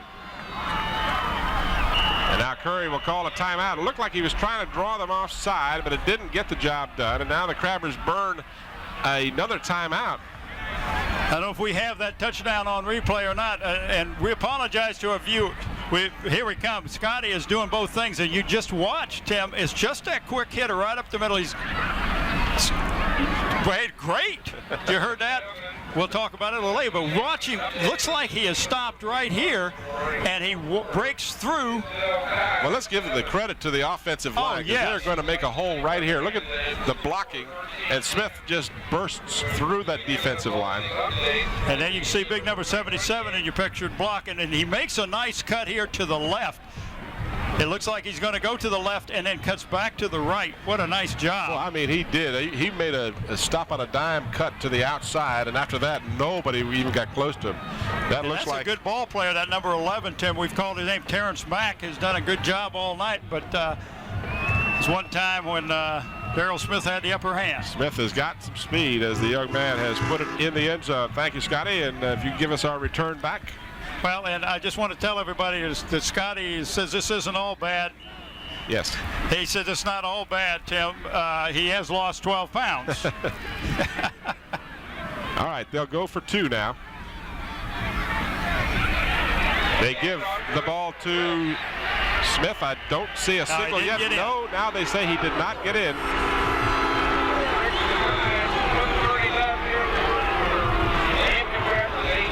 So the Crabbers trying to run it in, and you see some of the expression on the coaches. Nope. Oh no! Every time we're coming and going, Here, we had it, we didn't. Yeah. We're having some difficulty with our return, and our director is working feverishly. There we go. Now we've got it, Scotty. Director / engineer / slow motion guy, inline skater. I'm telling you, great job. Scotty Bauer is our director tonight, and our engineer and our slow-mo replay. And again, we want to thank our Channel 5 crew for giving up a good chunk of their holiday weekend to be on hand to bring you this contest. 1.5 minutes remaining in the third quarter. And Dyer Sykes, who's right here in front of us, a former Hampton cheerleader, is thrilled with the game going so far, but she's doing a good job on our camera right here in front of us. Crabbers ahead 18-7 as we go into the last 1.5 minutes of the third quarter. As the scoring pace has picked up a bit now. The teams were scoreless through the first quarter. Hampton scored twice in the second quarter. And now we got whistles. We got an offside penalty. This one won't even get off the boards, as apparently the Hampton Crabbers were offsides on the kickoff. Got somebody new kicking off too, which kind of throws, makes your timing a little different. So far now, Curry with 234 yards passing and 68 yards rushing for a total of 297 total yards unofficially here in the ball game. Ronald Curry putting on a display as he did last week against Granby. But the Crabbers, difficulty with those extra point conversions. Those things can come back to really haunt you later on. Well, and Tim, and I don't know that Shepard didn't get hurt during that block. But wow. It's in the end zone. In and out of the end zone. Whoa. Where's this guy been all year? I don't know, but let's sign him up. Who's kicking off now? Is that 42 that was kicking? That's Hollier. Yeah, that's Hollier. And he's just a sophomore, and I think they found a kicker. Got a new kickoff, man. That was from 5 yards further back.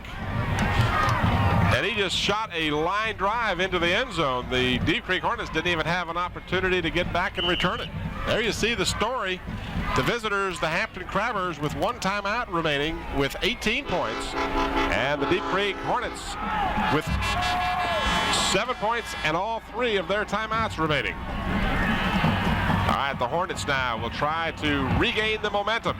We got the offensive lineman moving before the snap of the center. That play didn't even get to be counted. So they'll back up the Hornets by 5.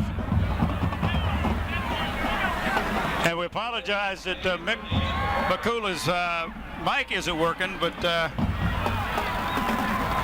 in some ways, we're sorry. I wouldn't say Mick does a good job, and we appreciate it. We pick on him a lot because he does like the microphone. And I truly, I mean it with all sincerity. He's as nice a guy as you ever want to meet. Well, I love to give him a hard time about it. Well, in the Granby game, he was up here in the booth with us and it helped us with a couple of calls we weren't sure of. All right, 1st and 15 now for the Hornets. And great defensive play by Green. Terrence Mack making the turn out to the 18-yard line. Green and number 33, Derek White, just kind of sandwiched the runner that time. And who was that? The ball carrier was Mack, Terrence Mack. 2nd down and about 12. We're down to 1 minute in the 3rd quarter. The winner of this game will go to Northern Virginia for the state semifinals next Saturday afternoon.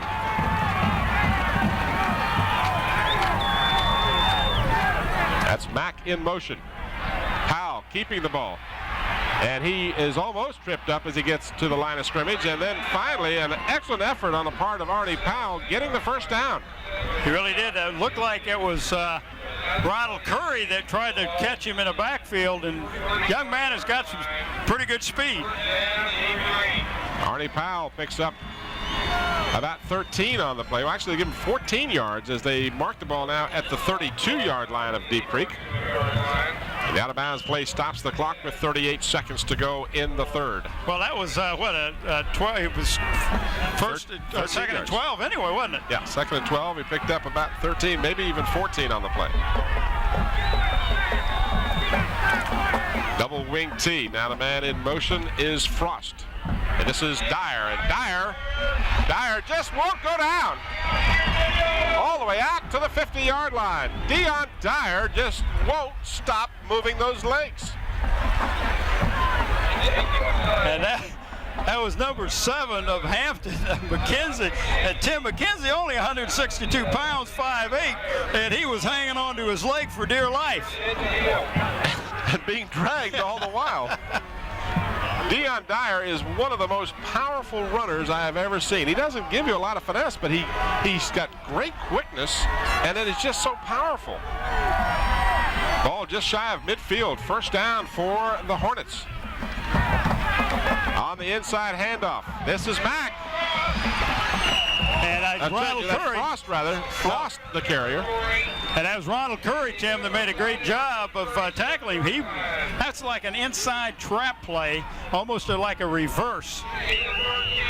And Tim, that's the end of the third quarter. Terry Frost with a gain of 15 on the play, and that does signal the end of the third quarter. So after 3 quarters, it's Hampton 18, Deep Creek 7, but the Hornets are driving. They're at the Hampton 36-yard line with a first down.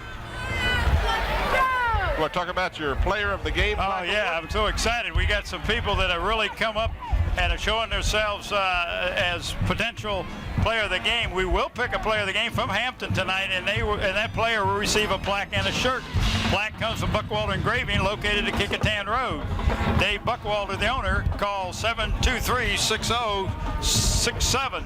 And the shirt comes from the Islander Hardware and Sporting Goods, located in Pocosin, where they can meet all your sports needs. Call Dave Chubb at 868-8467. John Roberts, the owner.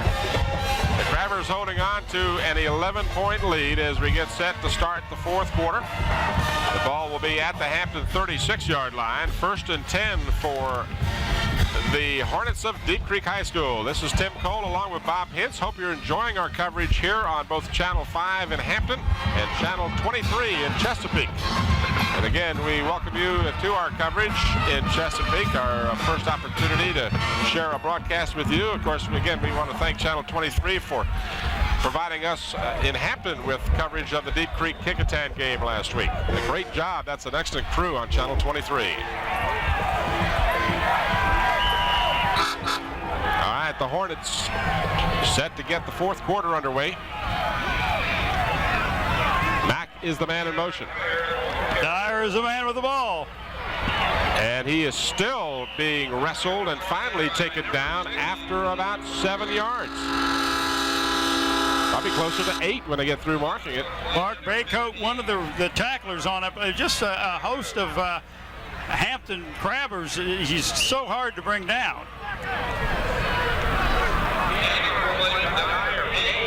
Gain of 8 by Dion Dyer. And you got to take your head off to that offensive line, Tim. They're doing a good job blocking, too, for the Hornets. 27-yard line of Hampton. Dyer gets the call, and Dyer gets the first down to the 20. Another 7-yard chunk of yardage. You wonder sometimes why you give the ball to anybody else, but like you said, that young man he gets tired just like anybody else. If you get tired, you have a tendency to maybe fumble the ball or not run as hard, and you could get hurt. So you have to keep the defense honest and give it to other people also. To his credit, you know, I don't know what his fumble statistics are, but he hasn't even come close to coughing up the ball tonight. All the arms and shoulders that are grabbing at this young man, he just holds on for dear life. Does a great job. Is that inside handoff again to Mack? And a late flag comes down.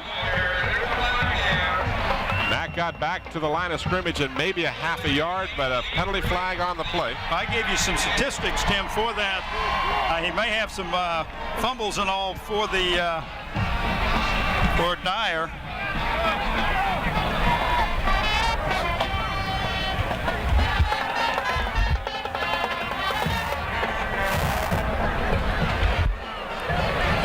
Anything, huh? Okay.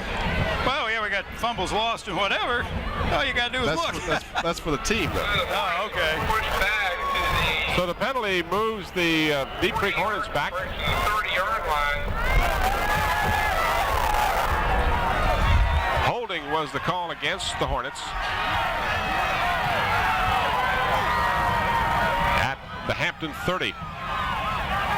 First down and 20. Powell still has the ball, looking, throws an incomplete, almost intercepted, and then almost received by the number 32 deep man. That's Carlos Perry for the Hornets, but it goes incomplete. And that young man's got a rifle for an arm. He threw that ball with a lot of zip on it. That's just the fourth pass by Powell, and he has yet to complete a pass. It stops the clock with 10:21 remaining in the fourth quarter, and it brings up a second down and 20 at the Hampton 30-yard line. Hampton defense has been struggling in an effort to keep Dyer from picking up yardage. So far, they haven't been able to stop him, but they've been able to keep Deep Creek out of the end zone, except for that one time. Powell again wants to throw, throws deep into coverage, contact in the end zone, no penalty flag. Both players were going for the ball, I guess. It was Curry. That was Terrence Mack along with Ronald Curry. It looked like maybe Curry got pushed right toward the very end there, but... Well, I didn't want to show too much favoritism. No, well, I'm just talking about what it looked like, because there was some contact, but it could have been, obviously the officials ruled it to be incidental contact. Well, it looked like, from that point of view, that they may both have been going for the ball, which in that case, anybody can go for the ball. Interesting point, Bob, is you're moving the ball extremely well with your running attack, and then after having no completions on the evening, you throw twice in a row and give yourself now a 3rd down and 20. Well, so you're 1st and 20, and you try to pick it up with a pass where Dyer is. Watch the great protection, and he completes the pass. Perry was wide open. Carlos Perry was wide open, and Artie Powell picks a great time to complete his first pass of that evening. And that will be, I believe, enough for a 1st down. It'll be 1st and goal.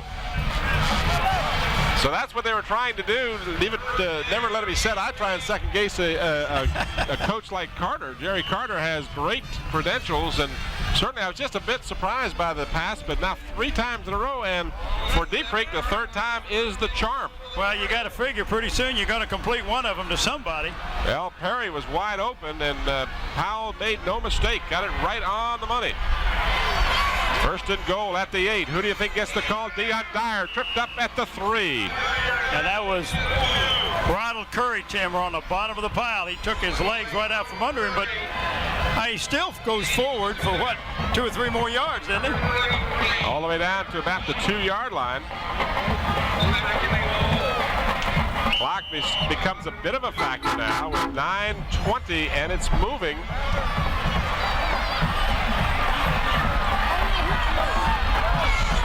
And again, we apologize if your picture is somewhat obscured, because we do have fans standing in the way of the camera. That's Dyer, stopped initially, but he was not to be denied.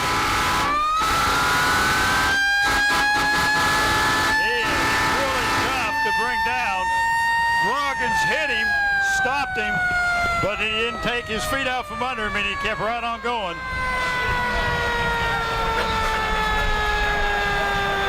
I apologize stepping on you. I stepped on my own, and I looked over and said, now, who did that? Now, Deep Creek is in a situation here where if they go for 2, then it makes it a 3-point difference, and you almost have to go for 2 here, because you've got a 13. You got to score a touchdown one way or the other. If you don't, you go for 1, you still got to score a touchdown. A field goal won't do any good. So you're right, they are going for 2. And guess who I'd give the ball to if I were Deep Creek? You're going to see it right from the goal line, or actually from about the 5-yard line.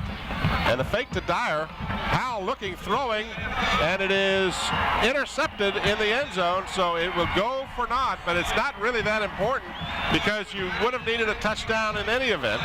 Well, in a way, now if Hampton kicks a field goal. Oh, sure. I'm talking about if no other scores come from the Hampton Crabbers, and of course, if you're a Hampton fan now, you want to see a 9-minute and 6-second drive to finish out the game. 6 seconds. That's how much time is left in the 4th quarter. Well, it's been a barn burner, and it is far from over, folks. Well, it was this way last year, but just more points. It's same idea, just the same explosiveness. See, you can see right there as Dyer was just not to be denied. He was stopped initially at the line of scrimmage, but after that, not to be. And again, we've lost our return, Mr. Director. We're all set to go. Well, and they're kicking off with the wind to their back, the Hornets. And you might want to think about an onside kick. If you're Hampton, you got to be thinking about it. I wouldn't do it at this point. I wouldn't give Ronald Curry any more yardage than I have to, as far as how you know, how well he has to go down the field. If you don't recover it, he's at midfield. So Bob Killen, my statistician to my left here, said, hey, what about an onside kick? So that's not a bad thought. Killen's been known to go for the long shots.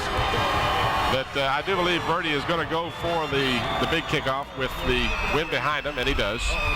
It's not particularly long. Fielded by Aman Hawkins. And Hawkins still on his feet, finally taken down at about the 30-yard line of Hampton.